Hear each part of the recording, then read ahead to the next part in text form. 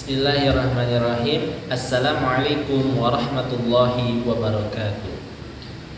Alhamdulillahi nahmaduhu wa nastaghfiruhu wa na'udzu billahi min sururi anfusina wa min sayyiati a'malina. May yahdihillahu fala mudhillalah wa may yudlilhu fala hadiyalah.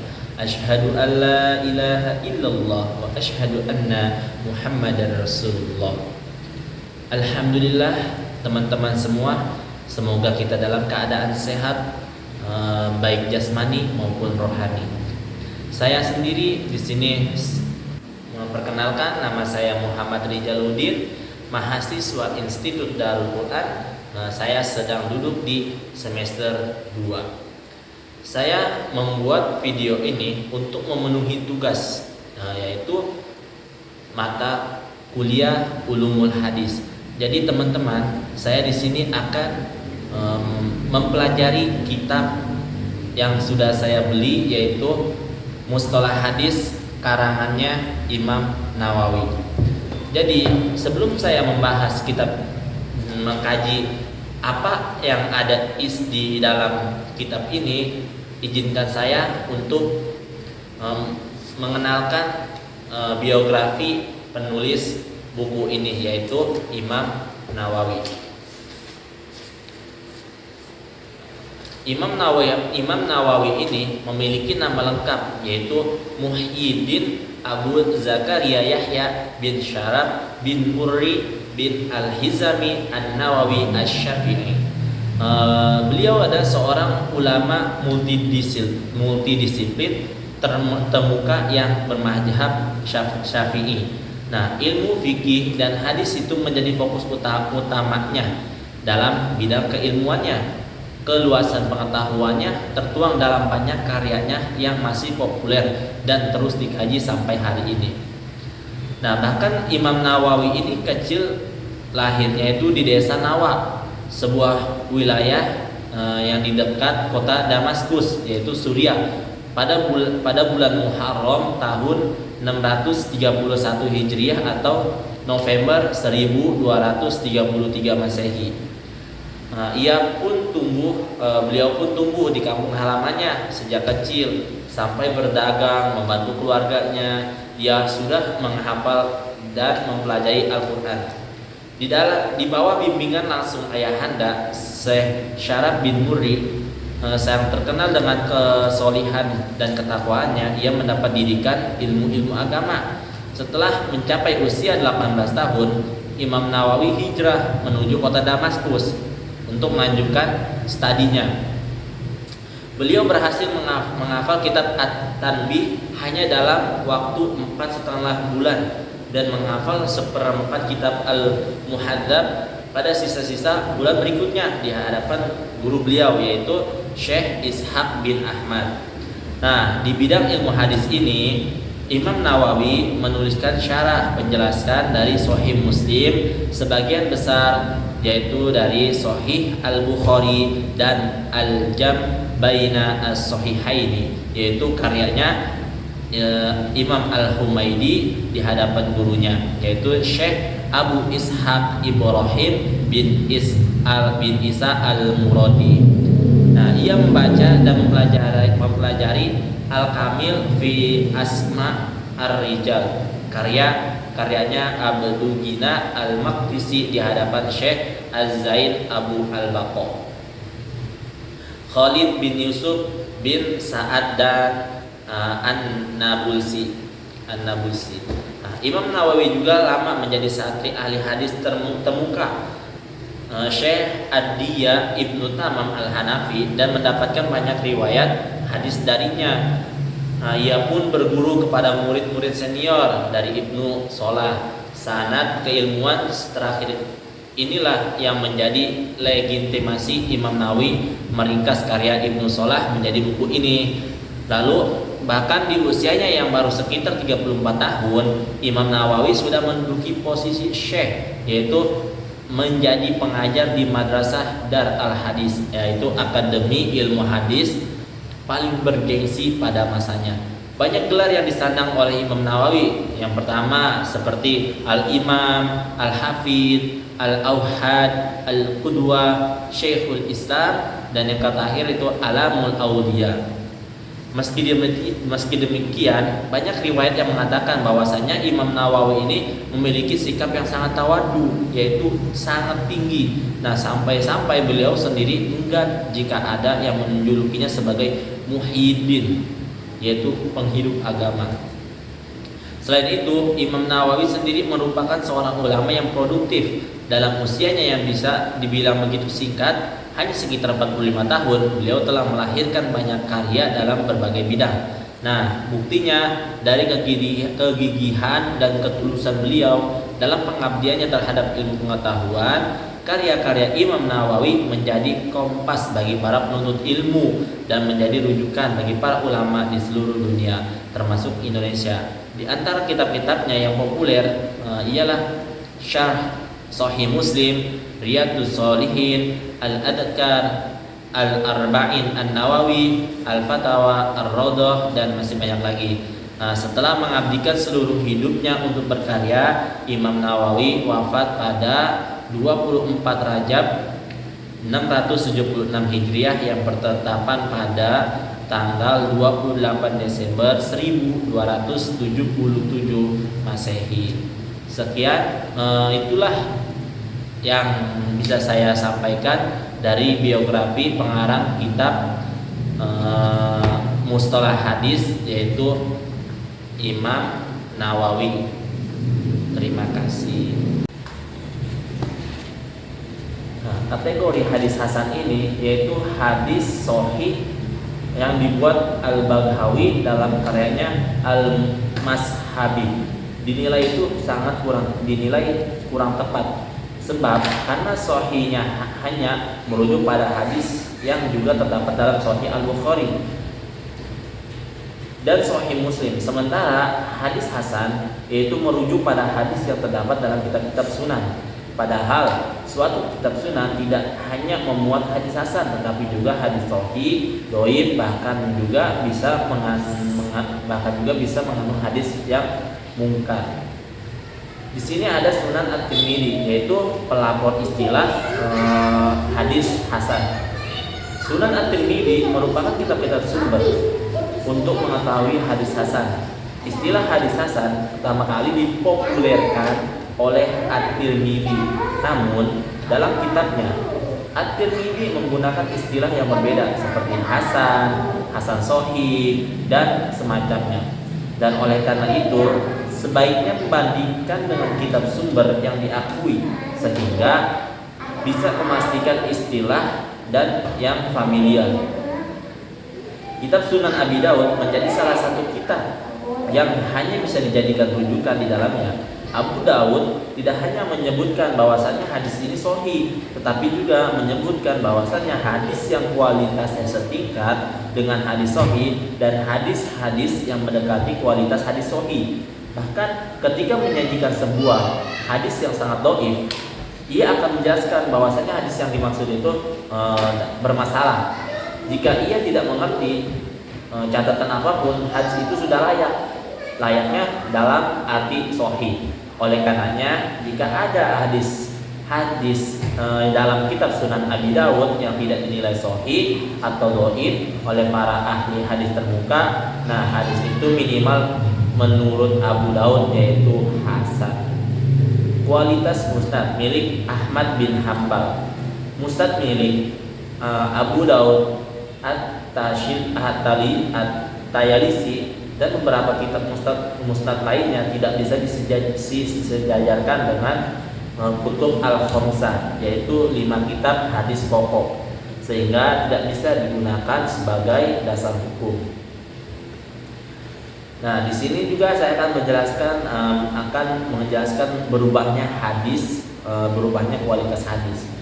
Ketika kecerdasan seorang rawi di bawah level ahli hadis terbuka, tetapi diakui sebagai orang jujur, tidak berambisi mengajar popularitas, dan hadisnya diriwayatkan dari beberapa jalur.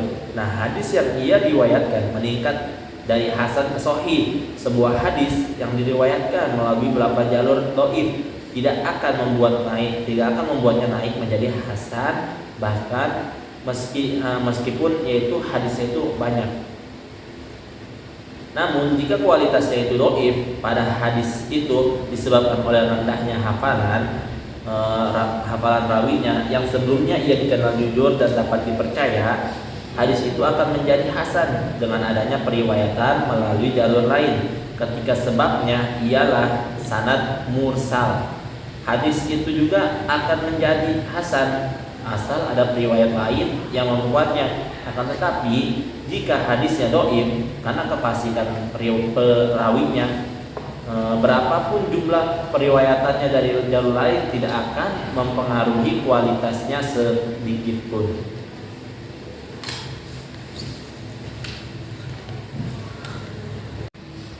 Baik, di sini yaitu hadis sahih. Definisi sebagaimana yang sudah kita ketahui bahwasannya hadis itu terbagi menjadi 3. Yang pertama yaitu hadis sahih, yang kedua hadis hasan, dan yang ketiga itu hadis dhaif. Nah, hadis bisa dikategorikan sebagai sahih ketika satu, sanadnya tersambung yaitu muttasil sampai kepada Nabi Muhammad SAW. Yang kedua, melalui rawi dengan karakteristik moral moral yang baik yaitu adil dan intelektualitasnya tinggi yaitu dobit. Yang ketiga yaitu tanpa kejanggalan yaitu syadz, dan bahkan yang keempat yaitu tidak cacat yaitu illah. Nah, ketika hadis sudah dikatakan sahih, berarti ia telah memenuhi karakteristik yaitu yang di atas tadi, yang 4. Nah, akan tetapi belum tentu isinya pasti benar. Sebaliknya, jika hadis dikatakan tidak sahih, berarti sanadnya tidak memenuhi kriteria sahih dan tapi isinya bisa jadi benar. Nah, di sini adakah sanad yang paling sahih? Nah, dalam kitab ini menyebutkan bahwasannya para ulama itu meyakini tidak ada satupun sanad yang bisa dikatakan paling sahih. Akan tetapi ada beberapa pendapat mengenai sanad yang paling sahih, yaitu ketika rangkaiannya sanad itu terdiri dari yang pertama Az-Zuhri dari Salim dari Abdullah ayahnya Salim. Kedua, Ibnu Sirin dari Abidah dari Ali. Yang ketiga, Al-Amashi dari Ibrahim dari Al-Qamah dari Ibnu Mas'ud. Yang keempat, Az-Zuhri dari Ali bin Husain dari Husain ayah Ali dari Ali. Yang ketiga, Malik dari Ibnu Umar dan yang keenam Asy-Syafi'i dari Malik dari Nafi dari Ibnu Umar. Sahih Al-Bukhari dan Sahih Muslim. Kitab hadis yang pertama kali membahas hadis sahih adalah kitab Sahih Al-Bukhari. Nah, lalu Imam Muslim hadir dengan Sahih Muslim, yaitu 2 karya ilmiah yang diyakini sebagai karya paling otentik setelah Al-Quran. Di antara 2 karya itu, Sahih Al-Bukhari mempunyai tingkat kesahihan yang lebih tinggi dan kekayaan hadisnya yaitu sangat banyak. Nah, memang ada ulama yang berpendapat kalau misalkan Sahih Muslim ini lebih sahih, tetapi pendapat pertama dalam kitab ini Imam Nawawi merasa tidak tepat, lebih tepat yang pendapat pertamanya yaitu Sahih Al-Bukhari. Nah, Imam Muslim mengumpulkan jalur-jalur hadis secara tematik. Nah, kedua tokoh besar ini yaitu sama-sama tidak memuat secara lengkap semua hadis sahih yang ada, meskipun ada pendapat bahwasannya hadis sahih yang tidak termuat dalam kedua karya ini sedikit. Para ulama sepakat yaitu jumlahnya masih terbilang banyak, kecuali jika mengumpulkan hadis sahih dari 5 kitab pokok hadis yaitu kutub al-khamsah, yaitu Sahih Al-Bukhari, Sahih Muslim, Sunan Abi Dawud, Sunan At-Tirmidzi, dan Sunan An-Nasa'i. Nah, seluruh hadis sahih yang termuat dalam Sahih Al-Bukhari yaitu berjumlah 7.275. Nah, jumlah ini termasuk hadis yang disebutkan berulang. Jika tidak dihitung, jumlahnya berkurang menjadi 400 hadis. 4.000 hadis. Sementara jumlah hadis dalam Sahih Muslim tanpa hadis yang diulang mencapai sekitar 4.000. Untuk mengetahui jumlah tambahan hadis-hadis sahih yang beredar bisa kita ketahui melalui kitab-kitab sunan yang telah diakui seperti Sunan Abi Dawud, Sunan At-Tirmidzi, Sunan An-Nasa'i, Sunan Ibnu Khuzaimah, Sunan Ad-Darqutni, dan Sunan Al-Hakimi, dan bahkan satu lagi yaitu Sunan Al-Baihaqi.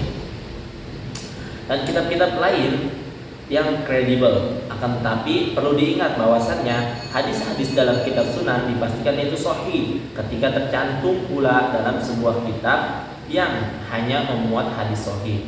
Imam Al-Hakim berusaha keras untuk mengumpulkan hadis sahih yang tidak ada di kedua kitab sahih. Nah, pada sayangnya yaitu di kalangan ahli hadis dia dinilai mutasil, yaitu ceroboh dalam memberikan penilaian terhadap sebuah hadis. Oleh karena itu, hadis yang dinilai sahih tetapi tidak dinilai dhaif atau sahih pada kitab hadis kredibel lainnya ditetapkan sebagai hadis hasan. Jika kemudian ditemukan sebuah kecacatan, hadis tersebut turun menjadi dhaif.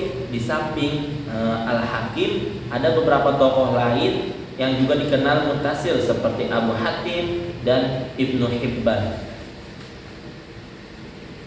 Nah, kualitas hadis Imam Bukhari dan Muslim.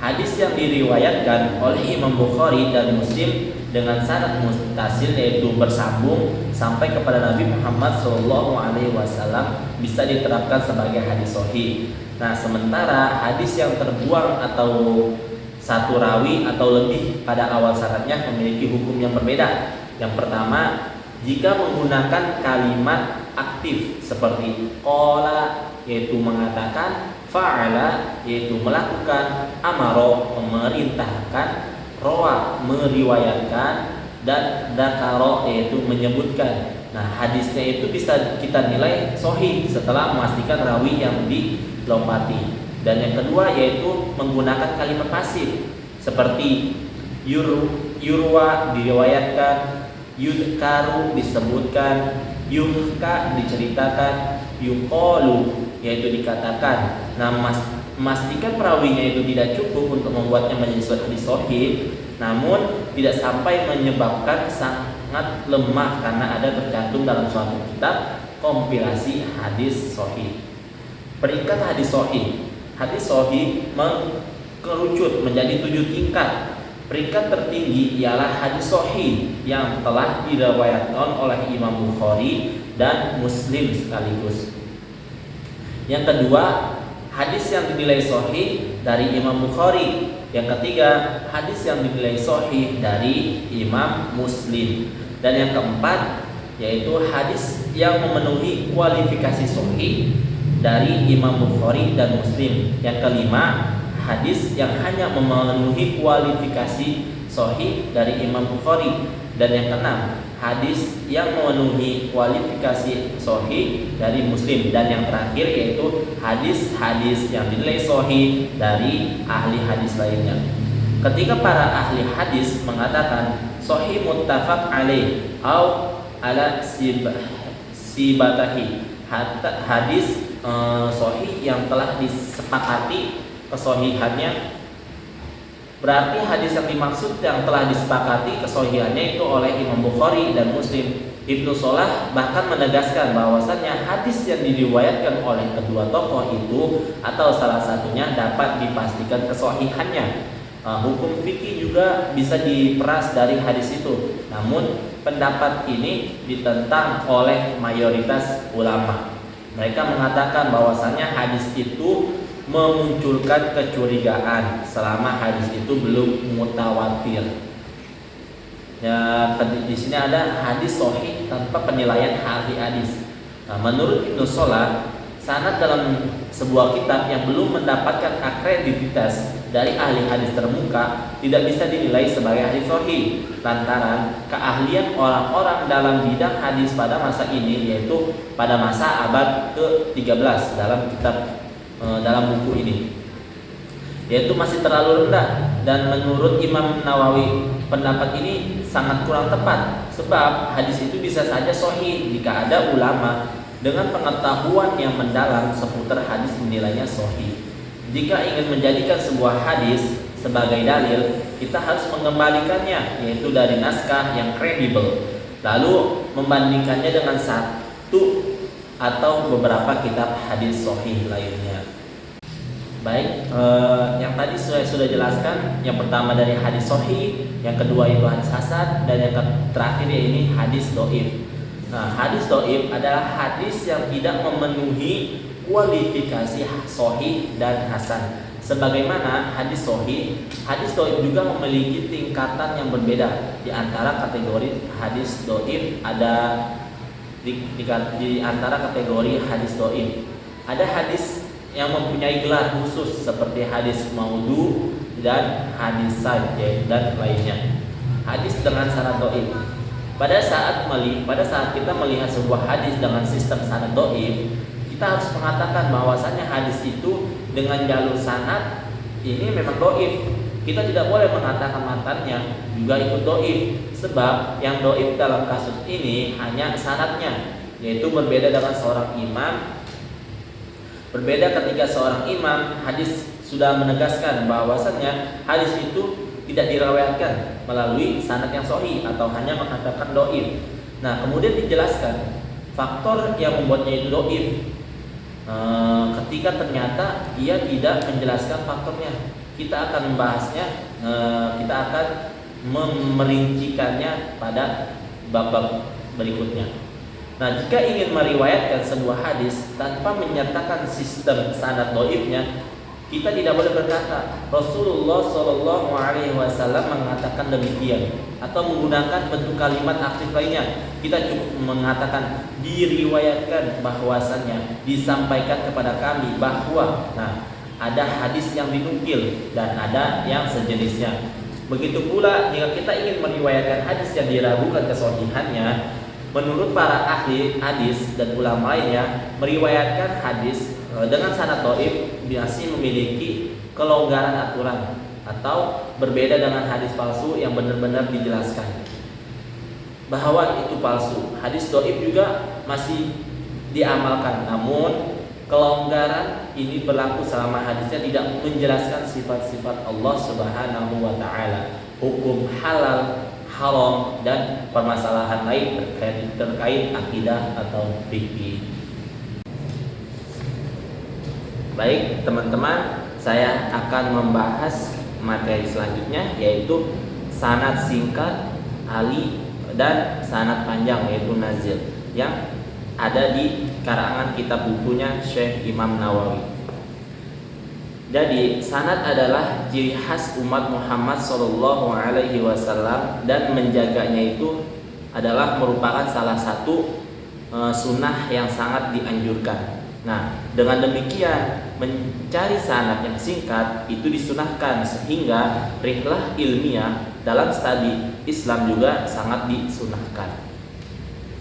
Nah, teman-teman, di sini sanad yang singkat itu dibagi menjadi 5 tingkatan dalam karangannya Imam Syekh Nawawi. Yang pertama ada sanad yang paling dekat dengan Rasulullah Shallallahu Alaihi Wasallam dan kualitasnya itu sahih dan bahkan tidak ada cacat pun. Dan yang kedua ada sanad yang dekat dengan salah satu seorang imam, yaitu imam hadis terkemuka, meskipun jumlah orang di atasnya panjang dan jauh dari Rasulullah SAW. Yang ketiga, sanad yang disandarkan pada periwayatan dalam salah satu dari 5 kitab, dalam 5 kitab hadis induk, yaitu kutub al-khamsah atau kitab-kitab kredibel lainnya. Nah, tingkat ketiga ini sangat diperhatikan oleh ulama kontemporer, yaitu dibagi lagi menjadi 4. Poin yang pertama ada muwafaqah, yaitu hadis yang diterima berasal dari gurunya yaitu Imam Muslim. Nah, tetapi tidak melewati Imam Muslim. Nah, tidak hanya itu, jumlah perawi di sanad ini pun lebih sedikit daripada jalur Imam Muslim. Poin yang kedua ada badal. Nah, yaitu hadisnya ini berasal dari seorang guru yang selevel dengan gurunya Imam Muslim. Nah, kondisi ini bisa dibilang muwafaqah jika menggunakan sudut pandang gurunya yaitu guru Imam Muslim. Poin yang ketiga ada musawah, yaitu kondisi jumlah seluruh perawi dari rawi terakhir ke seorang sahabat setara dengan Imam Muslim ke para sahabat. Dan poin yang terakhir ada mushafahah, yaitu sanad dari guru adalah sanad musawah, sehingga ketika perawi itu mendapatkan hadis dari gurunya, ia seakan-akan mendapatkan sanad dari Imam Muslim. Nah, teman-teman, jadi jika musawah ini terjadi pada guru rawinya tersebut, nah sanad mushafah ini terjadi pada guru rawi, yaitu begitu seterusnya. Nah, akan tetapi singkat dan tidaknya sanad ini tergantung singkat dan tidaknya sanad Imam Muslim atau rawi yang selevel dengannya. Poin yang keempat ada sanad dianggap singkat karena rawinya itu meninggal lebih dulu. Misalnya ada hadis diriwayatkan dari 3 Imam Muslim, yaitu Imam Bukhari, Imam Muslim, dan Abu Daud. Nah, dari Al-Baihaqi, dari Al-Hakim, nah sanad ini lebih singkat daripada hadis yang diriwayatkan dari 3 imam hadis tersebut, dari Abu Bakar bin Khalaf, dari Al-Hakim, sebab Al-Baihaqi lebih dulu wafat dari Ibnu Khalaf. Nah, jika yang lebih dulu wafat adalah guru perawi, nah Ibnu Jusa membatasinya sampai lewat 50 tahun dari wafatnya sang guru agar sanad perawi itu dianggap lebih singkat. Sementara Ibnu Manda hanya membatasi 30 tahun. Nah, poin yang terakhir dari tingkatan ini yaitu yang kelima ada sanad dianggap singkat karena waktu penerimaan hadis. Sebenarnya banyak sanad tingkatan kelima juga yang termasuk tingkat di atasnya. Nah, sanadnya ini akan benar-benar masuk pada tingkat ini ketika ada 2 rawi menerima hadis dari guru yang sama. Rawi yang pertama sudah mendapat hadis itu selama 60 tahun.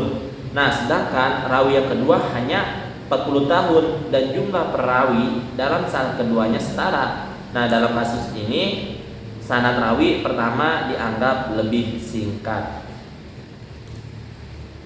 Jadi, definisi sanad yang panjang perlawanan dengan sanad yang singkat. Sanad ini juga dibagi menjadi 5 tingkatan yang semua kriterianya kebalikan dari 5 tingkatan di atas.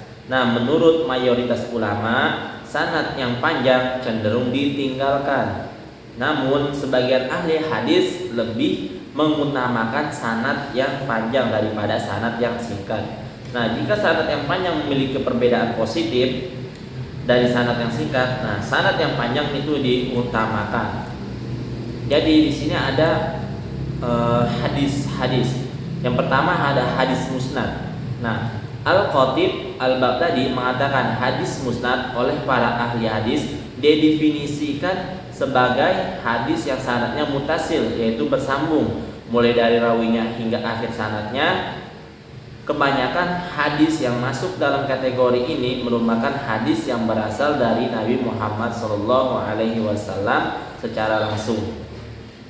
Nah, Ibnu Abdildar mendefinisikan hadis musnad sebagai hadis yang khusus dari Nabi Muhammad SAW, baik sanadnya tersambung, mutasil maupun terputus, yaitu munqati. Sementara menurut Al-Hakim dan ahli hadis lainnya, hadis musnad hanya digunakan untuk menyatakan hadis yang marfu dan muttasil. Nah, di sini ada contoh hadis musnad.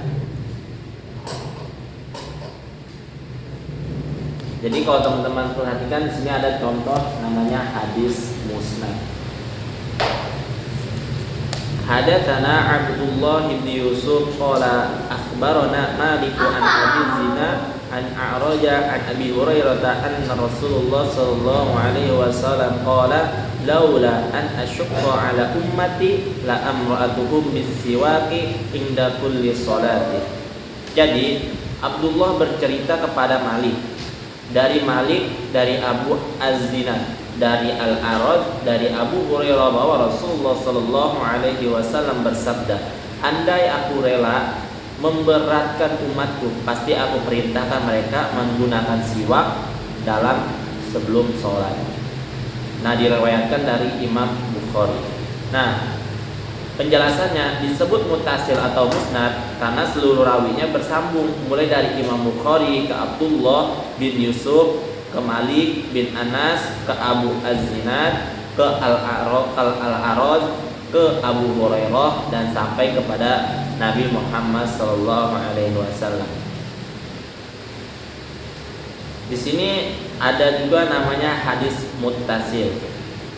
Istilah lainnya hadis mausul, yaitu hadis yang didefinisikan sebagai hadis yang sanadnya tersambung lengkap dari perawi sampai ke Nabi Muhammad SAW maupun orang-orang selain Nabi. Nah, selain itu ada juga namanya hadis marfu. Hadis marfu adalah hadis yang secara khusus disandarkan kepada Nabi Muhammad SAW. Jika disandarkan kepada selain Nabi, baik sanadnya tersambung penuh maupun tidak, nah hadis tersebut tidak disebut marfu. Namun ada pula yang mendefinisikan sebagai hadis yang berisi perilaku dan sabda Nabi Muhammad SAW yang diriwayatkan oleh seorang sahabat. Nah, teman-teman, tadi yang saya sudah sebutkan yaitu ada hadis marfu dan hadis muttasil. Nah, di sini ada memilih marfu dan muttasil. Nah, ada 4 kondisi terkait hadis dengan sanad yang marfu dan muttasil. Yang pertama ada 2 rawi kredibel, yang satu meriwayatkan hadis dengan sanad mursal dan satunya itu dengan muttasil. Yang kedua, 2 rawi kredibel, yang satu dengan sanad mauquf dan satunya itu marfu. Yang ketiga, 1 rawi meriwayatkan satu hadis dengan sanad muttasil tetapi di lain waktu dengan sanad mursal. Yang keempat, ada 1 rawi di waktu marfu dan waktu yang lain itu mauquf. Nah, dari 4 kondisi ini hanya riwayat milik perawi dengan sanad muttasil atau marfu yang bisa dijadikan sebagai sumber hukum. Nah, walaupun riwayat yang lain berasal dari perawi dengan daya hafal dan intelektualitas yang secara atau bahkan lebih.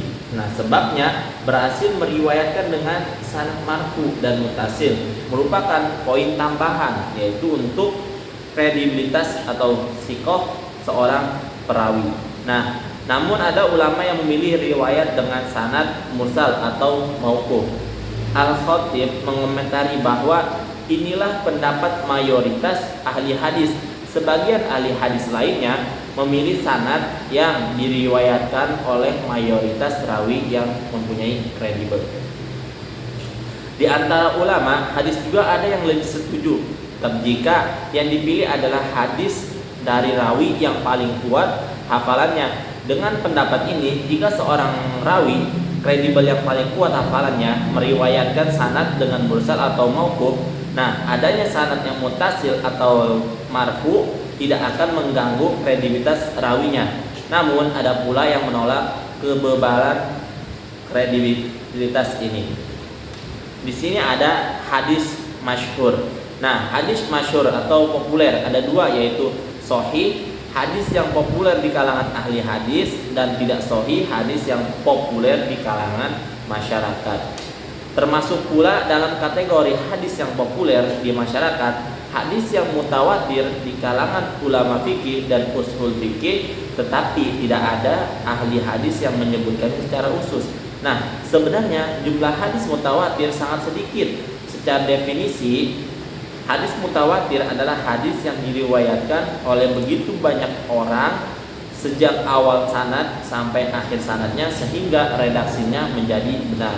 Nah, hadis pertama di bawah ini termasuk hadis mutawatir, sedangkan yang kedua tidak. Saya akan memberikan contohnya. Man kadzdzaba 'alayya muta'ammidan falyatabawwa'u maq'adahu minan nar. Nah, siapapun yang berdusta atas namaku secara sengaja bersiaplah untuk menempati tempat tinggalnya itu di neraka. Nah, diriwayatkan oleh Imam Bukhari dan Imam Muslim. Nah, sedangkan hadis yang kedua itu ada innamal a'malu binniyat. Sungguh semua amal perbuatan itu tergantung pada niatnya. Diriwayatkan pula oleh Imam Bukhari dan Imam Muslim. Selanjutnya ada hadis gharib dan hadis ajiz. Nah, jika ada satu rawi yang meriwayatkan hadis dari Az-Zuhri atau ahli hadis termuka lainnya, hadisnya dinilai gharib. Jika yang meriwayatkan 2 atau 3 rawi, hadisnya dinilai ajiz. Nah, sementara jika diriwayatkan lebih dari 3 rawi, hadisnya itu dinilai masyhur. Nah, rawi yang sendirian meriwayatkan hadis dari sebuah jalur periwayatan lain juga disebut gharib. Akan tetapi hadis yang diriwayatkan oleh penduduk suatu kota tidak bisa dianggap hadis gharib, karena hadis gharib sendiri terbagi menjadi 2 bagian, yaitu hadis sahih dan yang tidak sahih. Namun umumnya hadis gharib itu tidak sahih berdasarkan sanad dan matannya. Ia juga terbagi menjadi 2. Yang pertama ada gharib dari segi matan dan sanadnya. Misalnya ada satu rawi sendirian yang memiliki riwayat dan matan sebuah hadis. Kedua, dari sanadnya saja. Misalnya ada hadis yang matannya diriwayatkan oleh sekelompok sahabat, tetapi ada satu rawi yang meriwayatkan hadis ini dari selain kelompok sahabat tersebut. Untuk tipe kedua ini biasanya At-Tirmidzi menggunakan istilah gharibun min hadzal wajhi. Gharib berdasar tinjauan ini. Nah, gharib bisa terjadi dari sisi matannya. Jika saja ketika ada hadis tunggal yang populer sampai diriwayatkan oleh banyak rawi, padahal ujung rawinya hanya satu orang, yaitu pada titik ini hadis itu disebut hadis gharib dan masyhur. Sisi gharibnya berada pada matanya. Contohnya, kasusnya adalah hadis terkait niat dalam perbuatan di atas. Baik teman-teman, selanjutnya yaitu kecacatan dalam hadis. Nah, di sini ada hadis syadz. Nah, menurut Imam Syafi'i dan sekelompok ulama Hijaz mendefinisikan hadis syadz sebagai hadis yang diriwayatkan oleh seorang rawi kredibel, tetapi jalur sanadnya itu berbeda dengan sanad rawi-rawi lain yang lebih mempunyai kredibel. Nah, definisi ini mengeluarkan kondisi ketika rawi kredibel tidak meriwayatkan hadis dengan sanad yang sama seperti rawi kredibel lainnya. Jadi Al-Khalili mengatakan syadz menurut para ahli hadis terkemuka adalah hadis yang hanya mempunyai satu sanad, tetapi rawi kredibel lainnya merasa janggal pada sanad itu. Oleh karena itu, syadz dari rawi yang tidak kredibel tergolong hadis, yaitu matruk yang ditinggalkan. Sebaliknya, syadz dari rawi kredibel akan ditangguhkan dan tidak bisa dijadikan yaitu sebagai dasar hukum. Sementara Al-Hakim mendefinisikannya sebagai hadis yang hanya diriwayatkan oleh satu rawi kredibel, tetapi hadis itu tidak mempunyai hadis pendukung yaitu mutabi lainnya. Pendapat Al-Khalili dan Al-Hakim di atas yaitu dapat menimbulkan persoalan jika ditabrakkan dengan banyaknya periwayatan tunggal dari seorang rawi kredibel, seperti pada hadis terkait amal dan niat, hadis tentang larangan jual beli kepemilikan, bai al-wala, dan hadis-hadis sahih lainnya. Nah, oleh karena itu masalah ini harus dilihat secara proporsional. Jika periwayatan tunggal dari seorang rawi bertentangan dengan rawi lain yang lebih kuat hafalannya dan lebih tingkat intelektualitasnya, hadisnya dikatakan syadz dan tidak bisa diterima. Jika periwayatannya tidak bertentangan dan ia sendiri seorang rawi dengan moral tinggi, yaitu kuat hafalan dan cerdas periwayatan, tunggalnya itu tetap menjadi hadis sahih. Nah, jika intelektualnya kurang dan perbedaannya cukup jauh dari perawi yang kredibel, hadis menjadi hadis hasan. Jika intelektualitasnya sangat kurang, hadisnya menjadi hadis mungkar dan tidak dapat diterima. Jadi kesimpulannya, hadis syadz yang tidak bisa diterima adalah hadis atau periwayatan tunggal yang bertentangan dengan periwayatan mayoritas. Tunggal di sini merujuk pada kondisi hadis yang kredibilitas perawinya tidak bisa menutupi periwayatan tunggalnya. Baik, selanjutnya yaitu ada verifikasi kualitas rawi, yaitu jar dan ta'dil. Nah, mayoritas ulama hadis dan fikih sepakat bahwasanya rawi yang diterima riwayatnya merupakan rawi yang adil, yaitu bermoral dan dobit, yaitu intelek. Nah, moralitas itu bisa didapatkan bila perawinya itu muslim, telah balik, berakal sehat, serta terbatas dari kefasikan dan hal-hal yang bisa menyebabkan harga dirinya itu jatuh. Nah, sementara intelektualitas itu dibutuhkan dengan kondisinya, yang sadar saat meriwayatkan hadis. Nah, hafal ketika mau mengucapkan hadisnya, mampu menuliskan dengan akurat dan mengetahui apa yang bisa mengganggu makna dari hadis yang sedang ia riwayatkan. Nah, moralitas rawi harus diakui oleh dua orang yang sudah diakui moralitasnya, atau bisa melalui istifidah, yaitu kepopuleran. Memujinya itu sudah cukup. Misalnya Imam Malik, Sufyan ats-Tsauri, Sufyan bin Uyainah, Al-Auzi, Imam Syafi'i dan lainnya. Bahkan Ibnu Abdul Bar memberikan kelonggaran. Menurutnya, siapapun yang ahli dalam suatu ilmu dan dikenal memiliki ketekunan dalam bidang tersebut sudah diakui moralitasnya selama belum ada bukti kecatatan. Hanya saja pendapat ini tidak bisa diterima. Sementara intelektualitasnya rawi itu diakui ketika periwayatannya sesuai dengan mayoritas rawi yang kredibel. Nah, perbedaannya, periwayatan bukan sebuah masalah. Ketika rawi kredibel yang berbeda hanya sedikit. Sebaliknya, jika tidak terlalu banyak kredibel yang tidak sesuai dengannya, ia tidak masuk dalam syarat dobit dan tidak bisa lagi dijadikan sebagai dasar hukum. Nah, di sini ada penjelasan jar dan ta'dil. Memvalidasi kualitas seorang rawi bisa diterima meski tanpa menyebutkan faktor-faktor yang melatar belakanginya. Sementara kritik tidak bisa diterima tanpa adanya penjelasan. Nah, untuk kitab jar dan ta'dil yang tidak menyertakan penjelasan secara detail, berarti penulisannya menahan keputusannya untuk rawi-rawi yang dikritik. Ketika kita melanjutkan penelusuran riwayatnya, lalu keraguan kita atas kredibilitasnya itu hilang, yaitu hadis yang diriwayatkan rawi tersebut bisa diterima. Hal ini pernah dilakukan oleh sekelompok ahli hadis dalam Sahih Al-Bukhari dan Sahih Muslim. Di sini ada juga pengakuan jarh dan ta'dil. Nah, menurut pendapat yang dipandang benar, jarh dan ta'dil diakui atas penilaian satu ahli. Ada yang berpendapat harus ada dua ahli ketika seorang rawi memiliki catatan kritik sekaligus validasi. Nah, catatan kritik kita dimenangkan, namun ada yang berpendapat jika ahli yang memvalidasinya itu banyak, catatan validasi itu dimenangkan. Ketika seorang kritikus mengatakan seorang rawi sikoh meriwayatkan hadis ini padaku.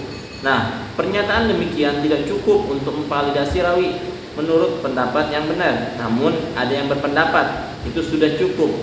Nah, jika yang mengatakan kalimat tadi ulama berpengetahuan luas, pernyataannya menurut sebagian ahli tahqiq sudah cukup, tetapi hanya saja untuk memeluk madhab dari madhab ulama yang mengatakan tadi, ketika seorang rawi dengan moralitas tinggi yaitu adil meriwayatkan hadis dari rawi yang telah dijelaskan identitasnya, menurut mayoritas ahli hadis itu belum dianggap validasi. Inilah pendapat yang tepat, namun ada yang mengatakan itu sudah dianggap validasi.